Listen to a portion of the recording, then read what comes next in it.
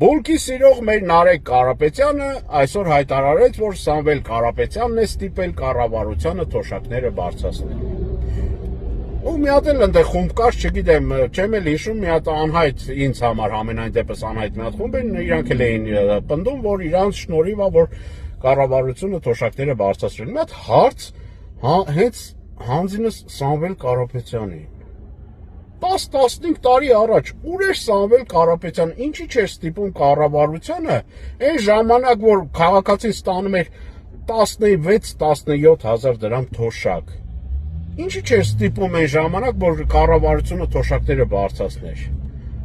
թե այդքան դուխ չուներ, ուժ չուներ եւ ցանկություն չուներ, հիմա դառել է հայրենասեր, կառավարությունը թոշակները բարձրացրել է 36-37 հազար, հիմա դա ավելացնում է եւս 10 հազար դրամով, անունը դրեցին Սամվել Կարապետյանը, որ 10 հազար դրամով ավելացրեց,